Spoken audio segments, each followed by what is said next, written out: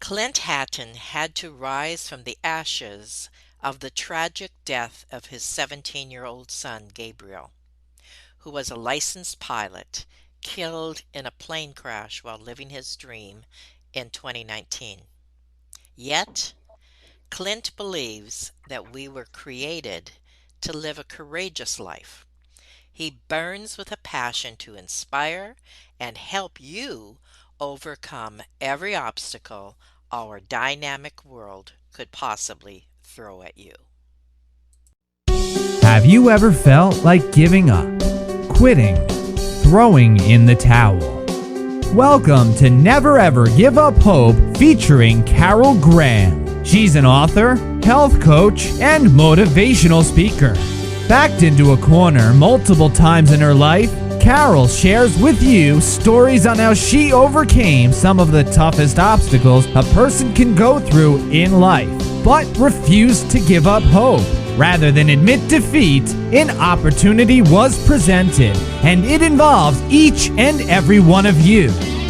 Carol will feature spectacular guests who will share their messages of hope, encouragement, and their inspiration to prove why life's adversities only make you stronger.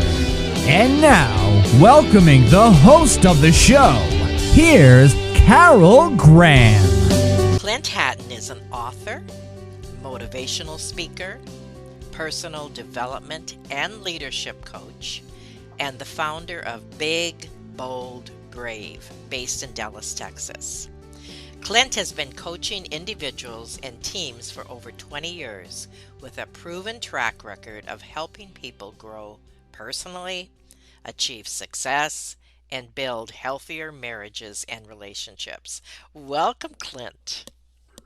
Hello, Carol. I'm so happy to be with you today. We've been waiting on this a while, so the Yes. excitement level is Yes. high. Oh, I agree. And it's funny because I usually book about a year in advance, and this show has been going for 13 years. So it's been wonderful, all the people I meet. And then when I book them, Yeah. all of a sudden I realize, who is this person?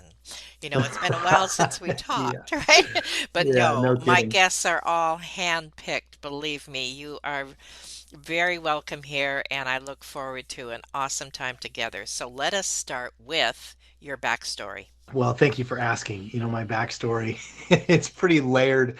And anytime I get asked that, I'm always trying to think, okay, how do you pare this down? But, in short, I grew up in sunny Southern California and actually had what I consider to be a very normal life up until probably about the age of 12, and very heavily into sports, of Mm, course. Great weather. Love my community. But there were some things that began to happen at 12 that I think certainly had an impact, a long standing impact on just who I became, some of the dysfunctions that I carried for so many years. And it started again at 12. My parents had been married over 25 years, and in short, my dad cheated on my mom, which was devastating to her. Of course, they got married when she was 16. Of course, this was mm, back in the day, right? Different generation. right. And so she didn't function very well in that season. He had moved out and things got pretty ugly. I lived with her alone because my oldest brother, I only have one sibling. He's almost 8 years older and had already moved out hundreds of miles away. So it was just us. She ended up suffering from what we now phrase as suicidal ideation. Of course, back then I didn't have a term for it.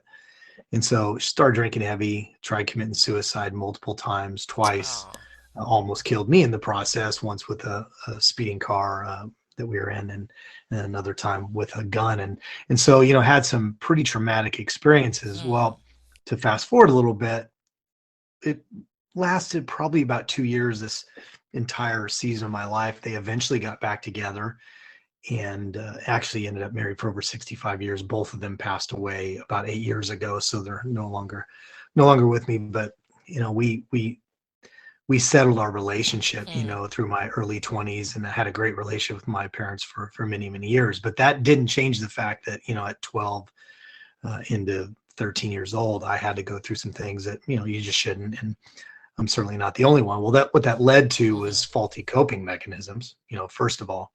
So I started drug and alcohol abuse around 13, 14 years old. And that carried with me, for many, many, many Hmm. years. And, I was, we've heard the phrase functional alcoholic or functional Right, drug right. abuser. I don't know that there's actual truth to that statement, right?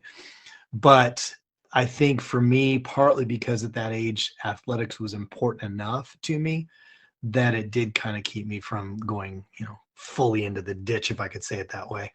But ultimately, by the time I was about 20 years old, I had suffered a couple of catastrophic knee injuries that ended any chance I had of continuing in an athletic career, and really just had no focus, Carol, just Huh. no focus at all. And so I got into the car business at 21 years old because I wanted to make money. That's where I was introduced to meth.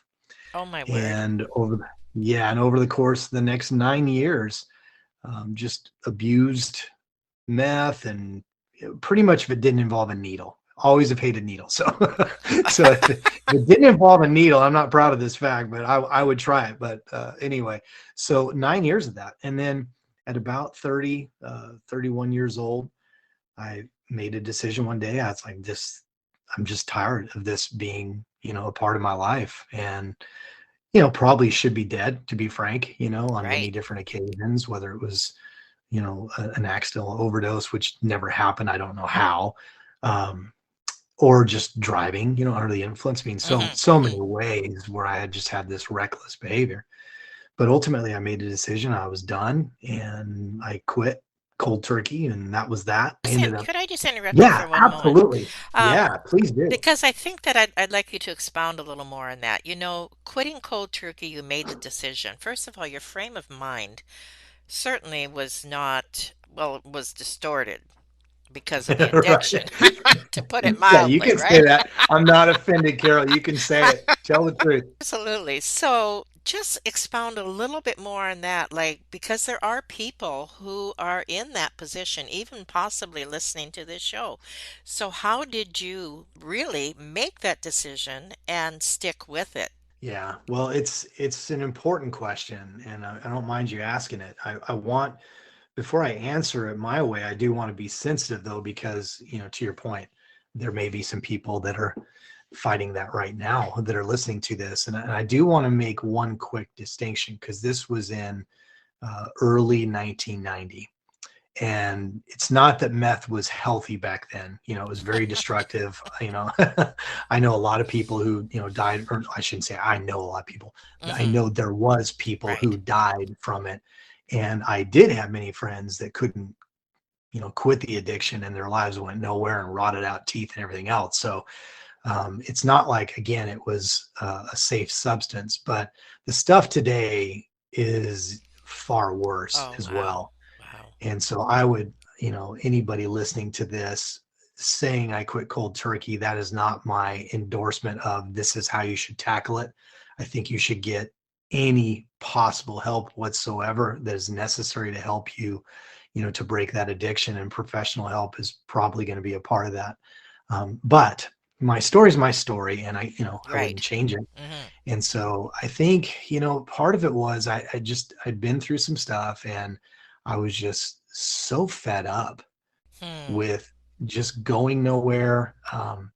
There's a certain rhythm to life when you're abusing meth where you literally spend hours and hours and hours, or at least this was the case for me, even waiting to buy it. I remember so many times, like maybe a Friday night, hey, we're going to go out and go to this party or whatever. And then I'd find myself sitting in front of some drug dealer's house for hours on end Hmm. waiting to get this stuff, Wow.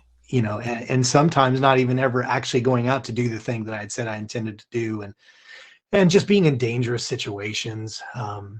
There's just so many layers to that. But I just got so fed up, Carol, with that being just my lifestyle. And I wanted something different. And so, again, I think today, if you have a serious meth addiction or any other kind of drug or alcohol addiction, you do, seriously need to consider bringing in professional help. But I will also say, and I'm kind of a neuroscience geek. Now, I'm not a neuroscientist, so I'm not going to, get into the weeds with medical jargon. But we do know now with brain science that the stories that we tell ourselves about who we are and who we want to Right. become Right. are very powerful. And so I would say this to you, Carol, even though I can't remember the phrase you used, um, I was I was a bit of a mess, right? A bit of a mess, but I did make what I now characterize, it's kind of branding for me, to be totally honest, but courageous decision. I made a courageous decision that I wanted my life to change. I just decided the type of person that I want to be, and I started taking steps that took me in that direction. Now, that was, 25 plus years, probably 30 years Right. ago Right. now. So, I would certainly like to think I'm That's old. eons beyond where that guy was, right? And it's true. Sometimes I tell the story, to be honest with you, and it sounds like I'm making it up or telling somebody else's story because it's so far removed. But it's just a real part of my journey. And so I Absolutely. think I think there's something very, very, very powerful and real about deciding who you want to become and then kind of cutting the cord. So real quick, I'll say this too.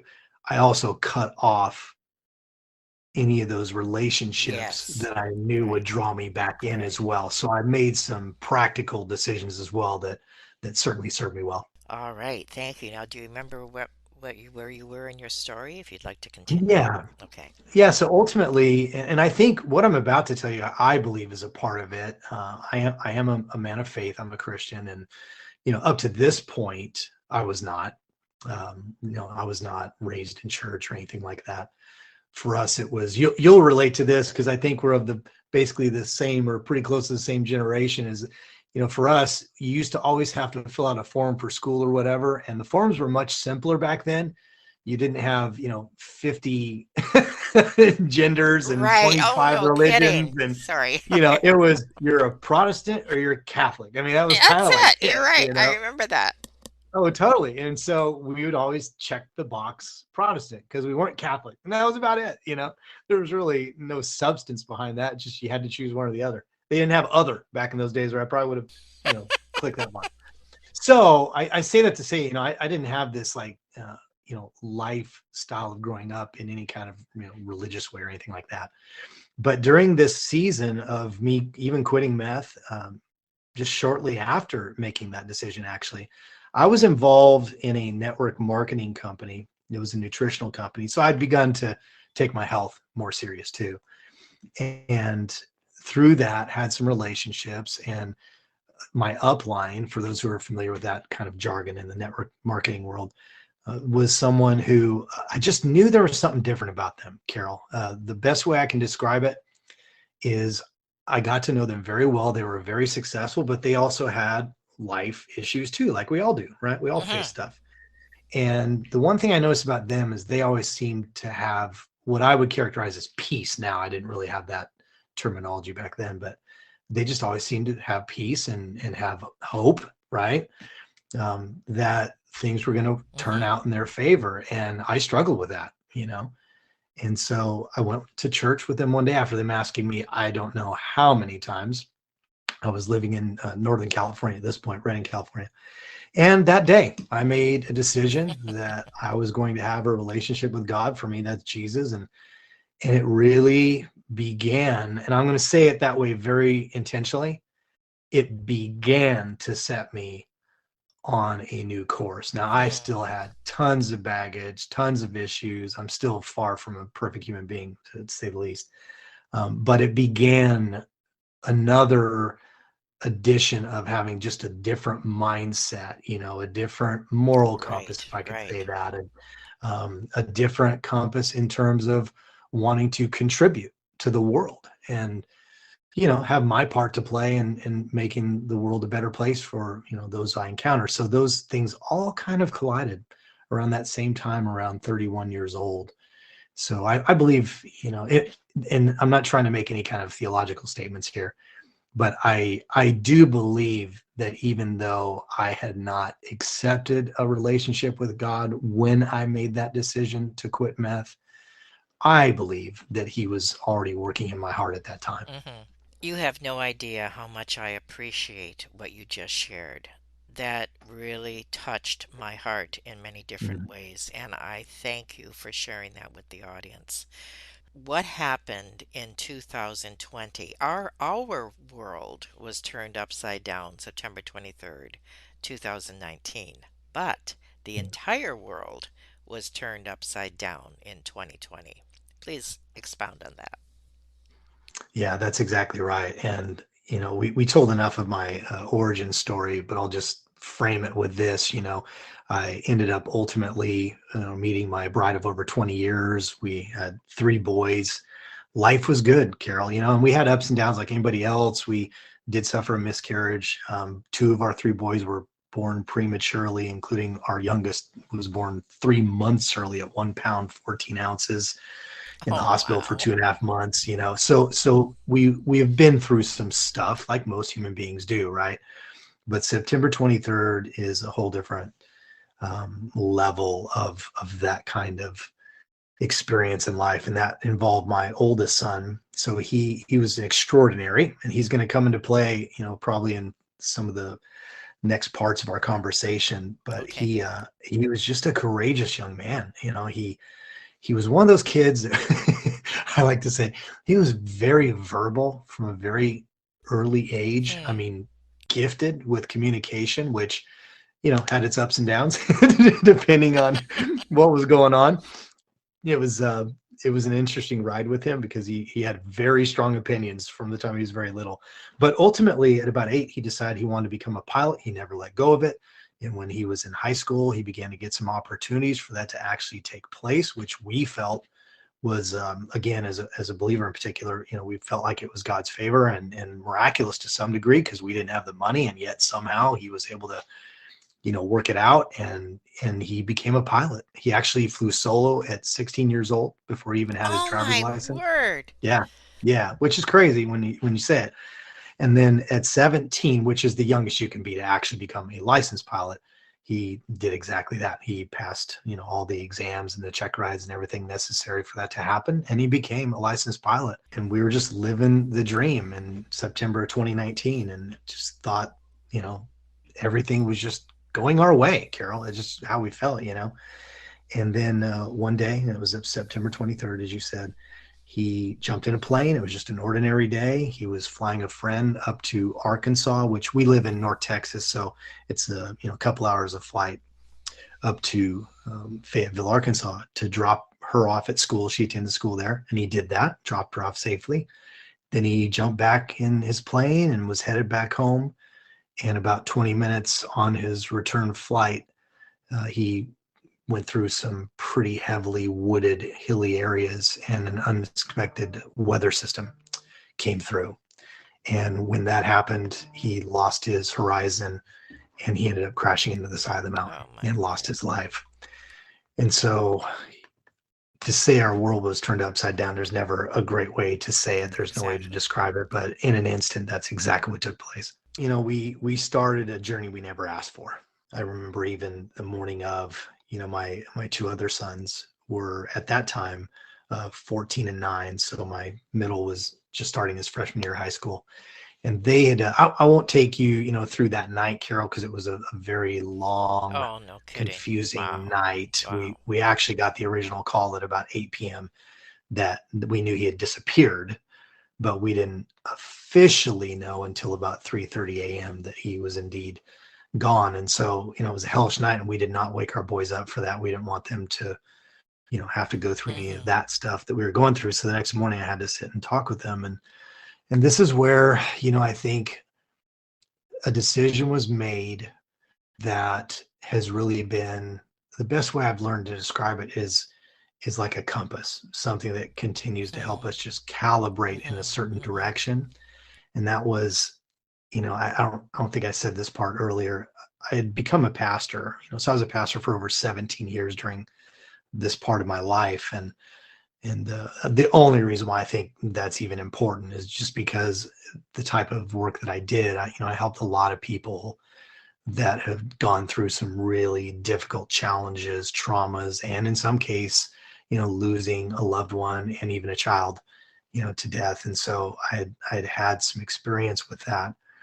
And I knew that if we didn't find a way to frame it, and this will make sense in a minute. I don't want to confuse anybody here, but if we didn't frame it correctly, I just knew how bad things can get. I've seen marriages implode. I've seen families just fall apart in the face of tragedy. And so that framing was just simply this, Carol. I said, Gabriel was courageous. He lived life to the fullest. He also taught himself guitar. He was an amazing photographer that had some incredible opportunities with that. He graduated a year early. I mean, he lived life, Carol. Aw, And so I told the boys that morning, I said, we can't honor him and we can't even honor God if our focus for the rest of our lives is going to be revolving his death and how exactly. he died Yes. and being trapped in that. I said, so there's a second choice. And that second choice is we're going to choose to move forward, focusing on how he lived. Now, I'm willing to go anywhere you want to go with this, but I'll just throw this out immediately for our listeners. It's been 4 years. It has not been an easy road. We have done none of it Right. perfectly. We've had ups and downs. We've had many tears. We've had challenging times that have challenged our faith, since that has happened. We've been angry at different times that this had to be a part of our story. So all those things still come into play. You still have to live this out. But I do stand on the fact, especially after doing so many of these interviews, frankly, and then just meeting and helping a lot of people over the last several years, that decision was huge. And it definitely has been something that has helped us. Again, I use the word recalibrate because life continues to punch you in the mouth in certain ways and different things. Like you said, COVID hit 3 months later. So that's a whole other story. But we just we just made that decision, Carol, that we were going to choose to honor the way he lived by living our lives courageously. You can make a courageous decision. I love that.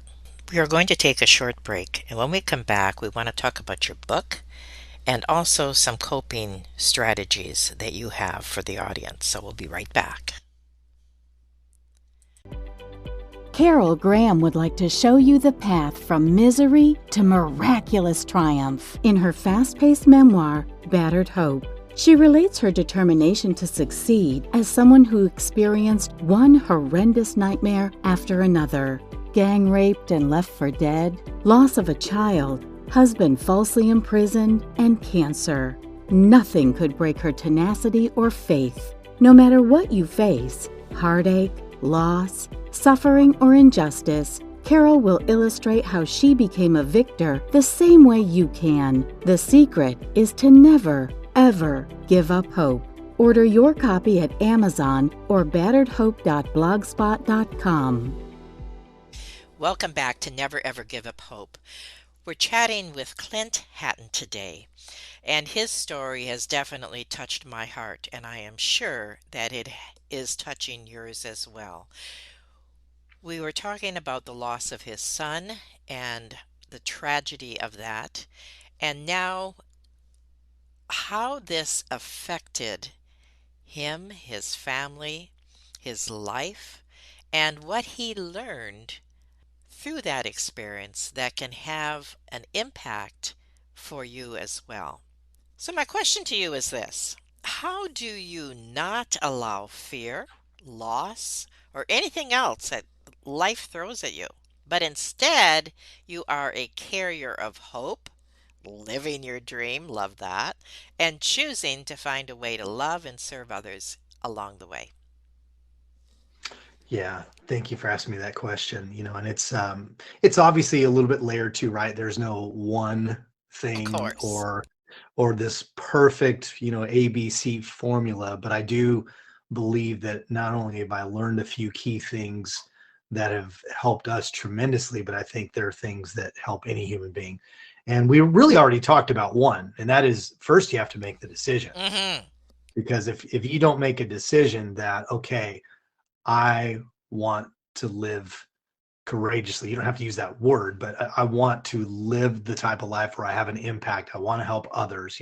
If you haven't made that decision, then you're probably not going to get very far. So, I think when we talk about my story, obviously up to this point, before Gabriel passed away, I had been helping people. I've been pastoring for 17 years, speaking, doing all that kind of stuff.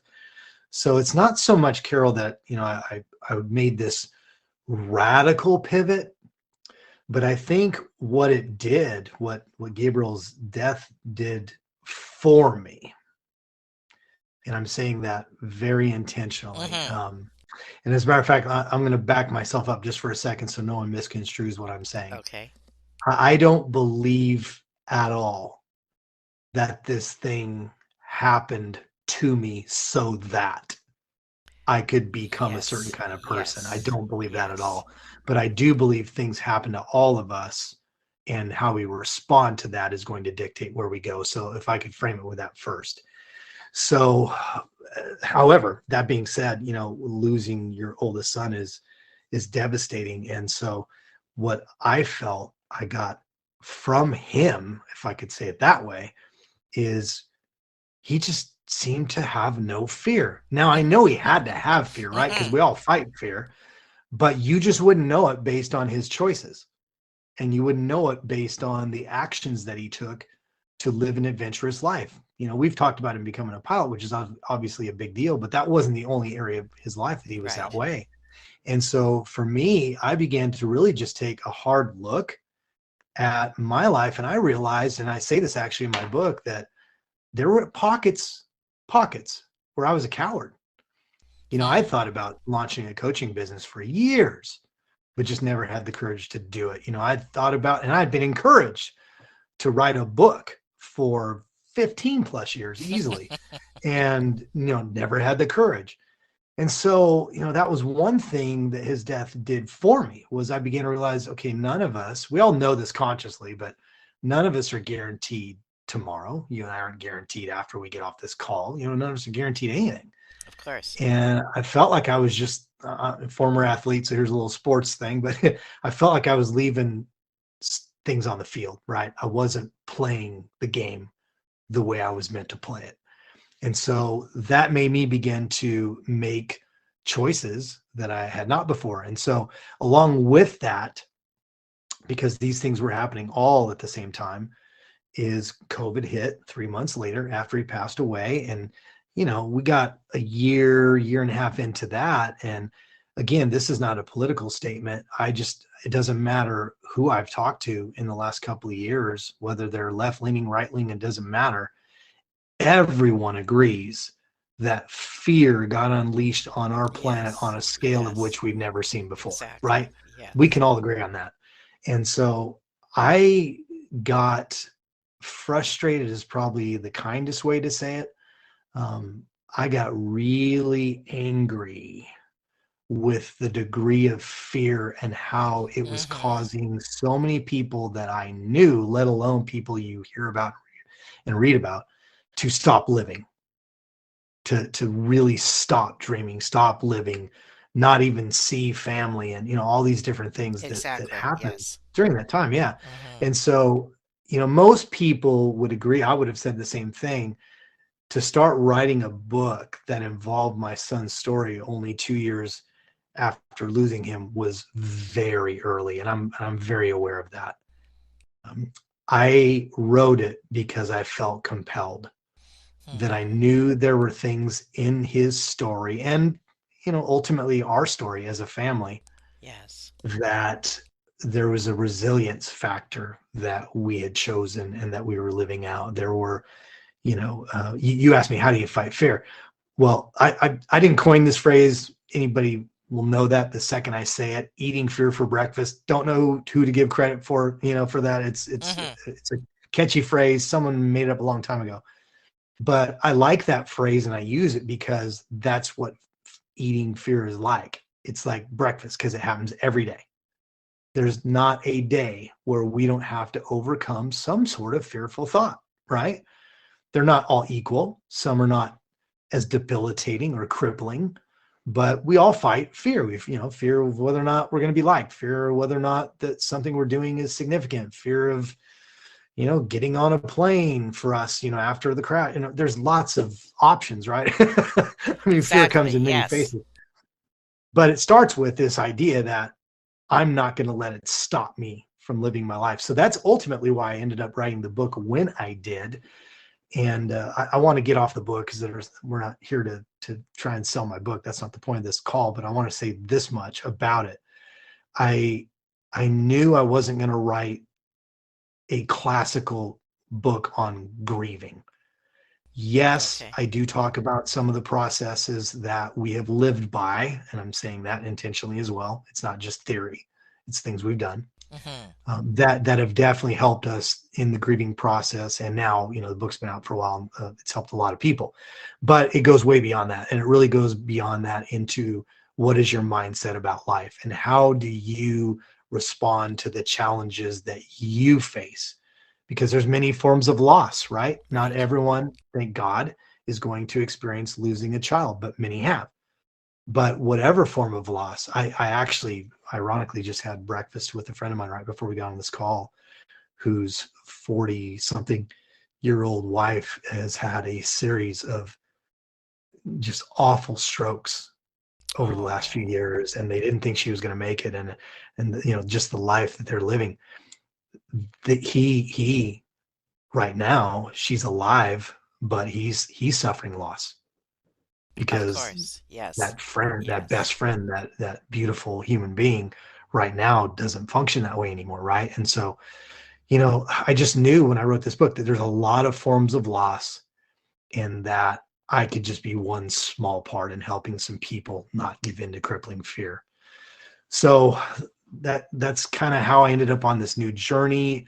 If I could just say, it's not so much that I had this new passion to help people. I would say it was just put on steroids, because another thing that I believe, death can do for you, if you allow it, is that it increases your compassion for other people. Right. Carol, I'm not near as quick Right. to judge Yes. people the way Yes. that I did before. Someone's cutting you off on the road, or someone's being rude to you in person.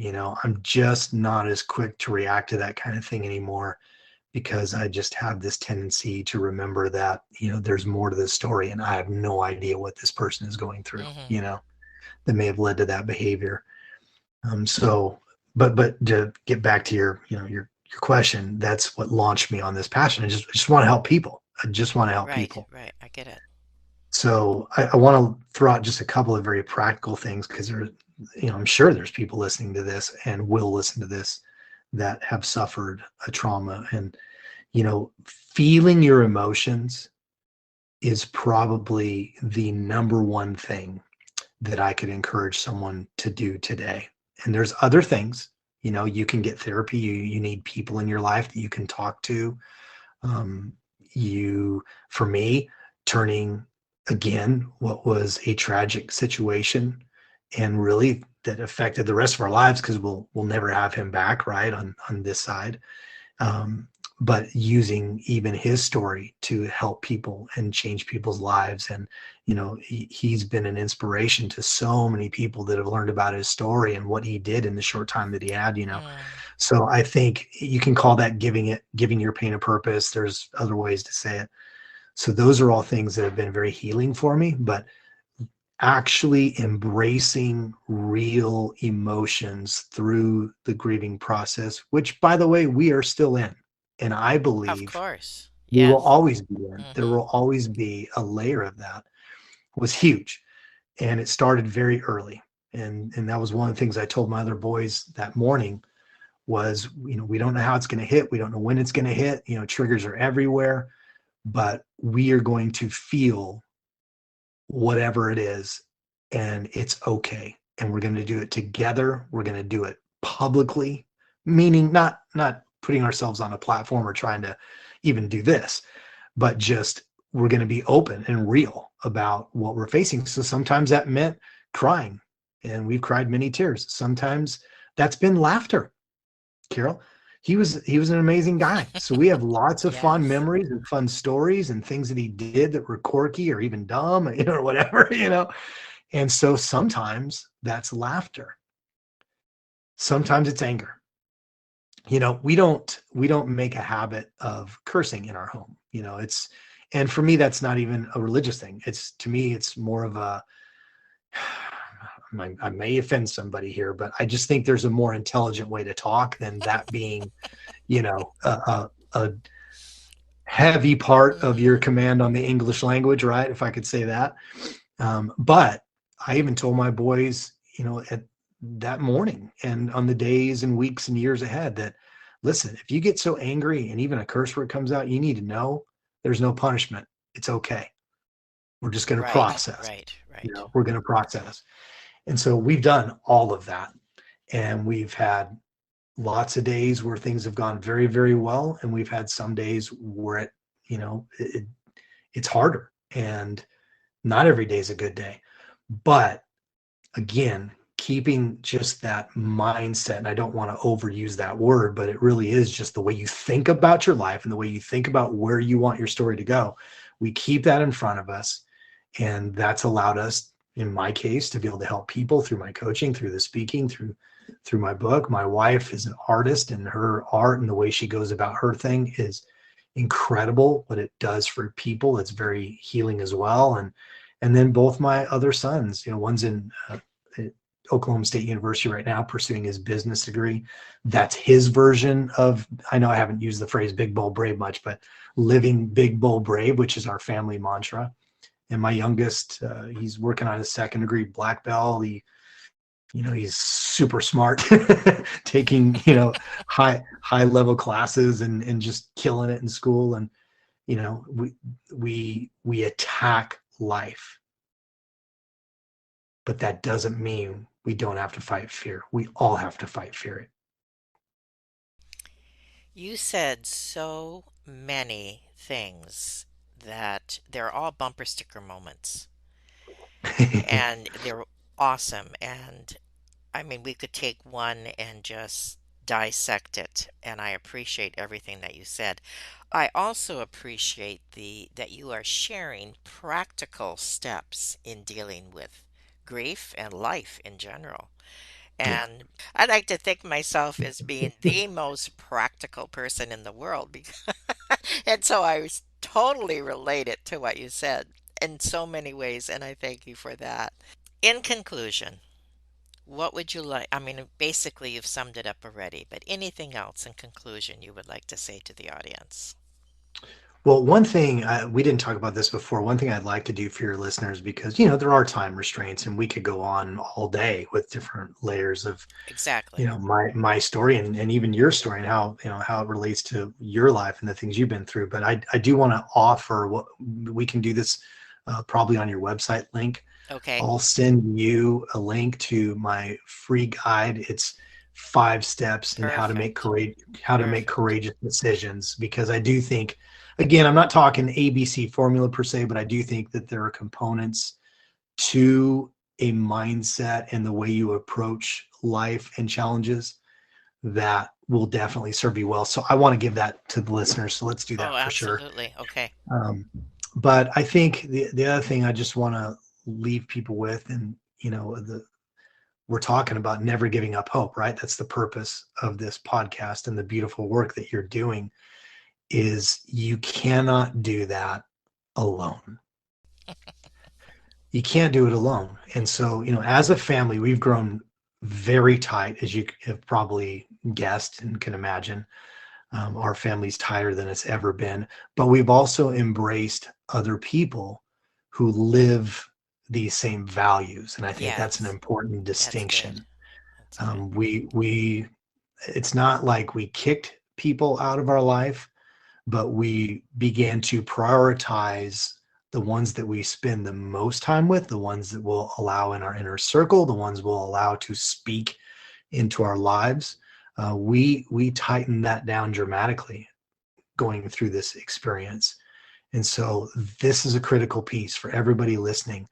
And if you don't have someone today, because I recognize that could be the case, you've got to find a way. You've got to reach out, maybe contact someone like you, Carol, a coach. And I mean, I know it sounds like, gosh, I have to hire somebody, but if that's what it takes, yes, That's right. draw somebody into your life that can give you some uplift, right? Breathe some life into you, hear what your dreams are, listen to you cry, whatever it is that you need. You can't do this thing alone. It's going to require, and I like to use the word collaboration, it's going to require collaborating with other people, that you help them, they help you, and we're all better off because of it. And so I just want to leave that as an encouragement to anybody out there who's really struggling for any reason. Do whatever it takes. Hire somebody. Go, if it's for you, if it's a faith thing and it's church, man, start joining some groups, and meet people. Do whatever you can to surround yourself with some people that are going to live by the values that you value. Wow. You had a lot of more of those bumper sticker moments in there. Oh my goodness, there's so many. And thank you for also sharing the practical steps that we can download. And again, thank you so much for being on Never Ever Give Up Hope. You definitely are the poster boy for that. I appreciate that you've been there, you've done that, and you're coming out and helping others as a result. So again, thank you so much. Thank you, Carol. It's been my pleasure. Thank you for listening to Never Ever Give Up Hope, featuring Carol Graham. Did you know that most people succeed because they are determined to? Quitting was never an option. Carol loves your comments and will respond to each one. So please subscribe and review this podcast. A rating of 5 stars would be outstanding and appreciated. Remember, if you are still here, there is always hope.